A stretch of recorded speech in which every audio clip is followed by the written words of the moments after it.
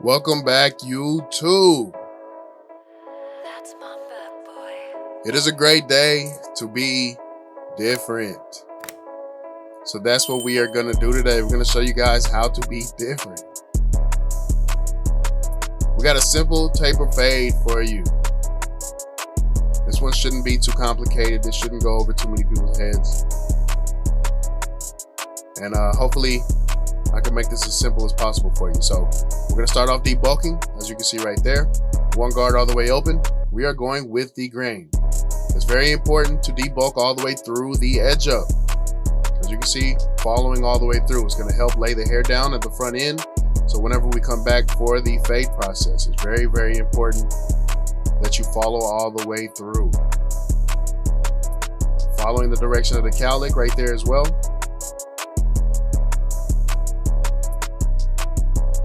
Yes, sir. We see he's got some waves in there, so we want to try to preserve as many of those as we can by going with the grain as uniform as possible. So that's pretty much it for the debulking process all the way. And we're going to move into the fade process. You can see we're going to bald out first, and then we are going to move on to the no guard all the way open. We're going to go up about an inch, and then we're going to move on to the one guard second notch. We're going to go about an inch as well. Make sure that's nice and even. And then we're going to keep that one guard on, and we are going to move into the detail process. As you can see right here, represented down there at the bottom right with the feather, we are now detailing. So using the corners, as you can see right there, over exaggerating, tilting the clipper.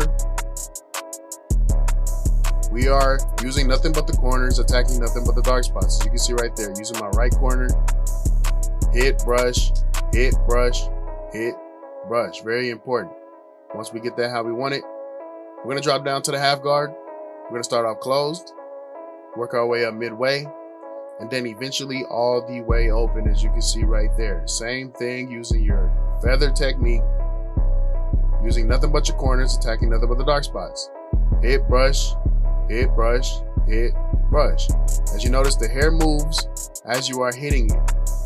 So it is very important that you have a brush or a comb in your hand to allow you to keep the hair laid down as you are moving through the detail process. Next step, no guard. We're going to start off closed. We're going to attack that bald line. We're going to move up midway and then eventually all the way open. As you can see, continuing to use nothing but my corners because we are detailing. We are not setting in any more lines. We are taking them out. So we are notching them out,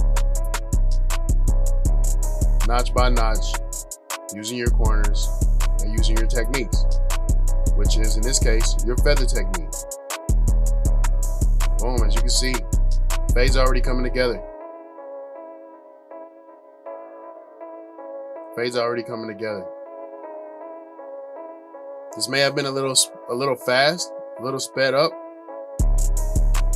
but it's really that simple. We're gonna do 6-7 minutes on one side, 6-7 minutes on the other, 6-7 minutes on the back. We're 20-21 minutes in. We're gonna spend about 10 minutes, 8 to 10 minutes on the edge up, and we're gonna get this client out of here in 30 minutes. That is the goal. Create a system, trust the system, and use the system. Here goes the other side. It is the exact same thing. I'm gonna let you guys have it, and we will be back for the edge up process.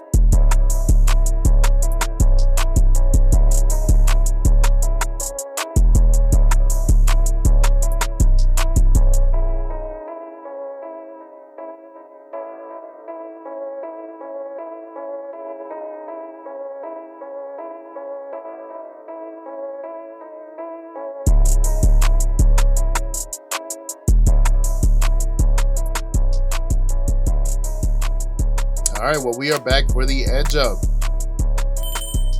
So we're gonna start right in the middle, and then we're gonna walk it to the left side. Does not matter which side you walk to first. Me, I'm normally standing on the left based off of the way that my station is set up. So that's where we're gonna start off. Then we're gonna start back in the middle, and then we're gonna walk it to the right to get it to the match to the left. Tapping and going. Notice the finger placement. And having a brush in your hand is just as important on the edge up process as it is on the fade process. Yes, sir. But we're going to take that vertical bar, make sure that corner is punched in. Then we're going to slap some pencil on it for some contour. Same thing on the other side. We're going to put some pencil on there. We're going to make sure that the edge up is even, as you can see right there. And that is as pretty as this edge up is going to get without enhancements. But we want this to look as good as possible. So now we're going to move on to the enhancement stage. We're going to start off with the wet base first. The wet foundation.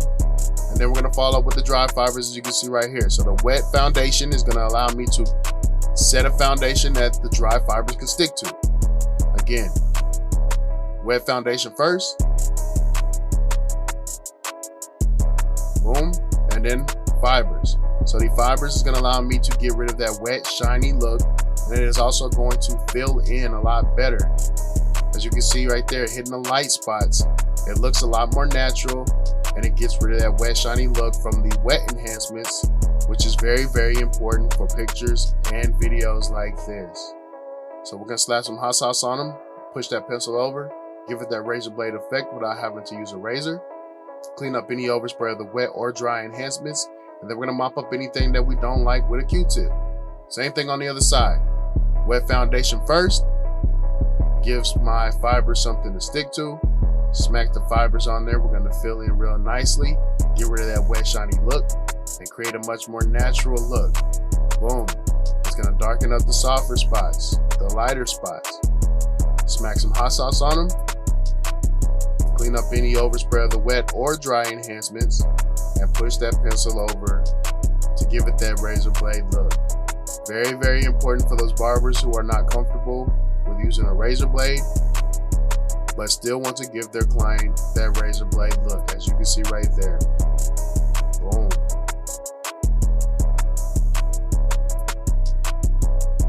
Make sure it's nice and sharp. We're gonna tap that in, mop up anything we do not like with the Q-tip.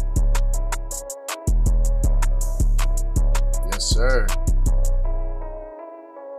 You guys can see. Then we're gonna attack behind the ears. Now this is not an easy job, but it is very important to know how to do so. Very important to have some hitters, but you don't want them too sharp because this is a sensitive part of the haircut. As you can see, it's tapping that in. We're gonna push the ear out of the way.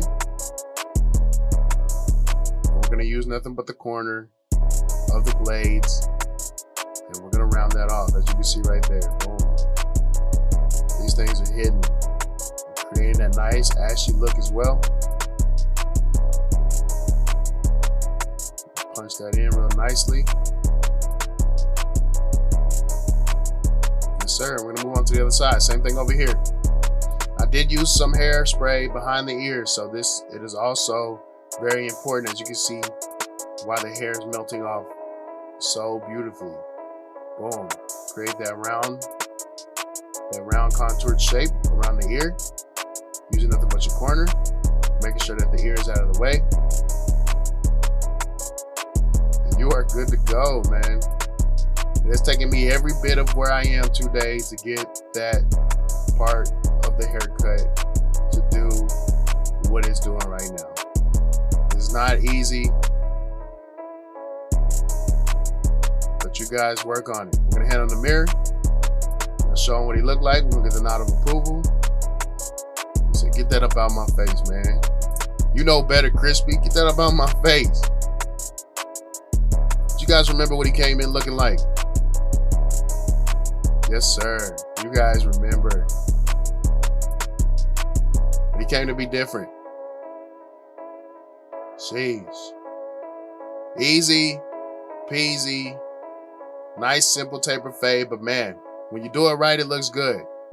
It looks really, really good. But appreciate you guys for staying tuned. Don't forget to like, share, subscribe, comment. Do whatever you guys got to do to keep me on your timeline, man. It's Kriispy. That is Kriispy. And we out. Peace.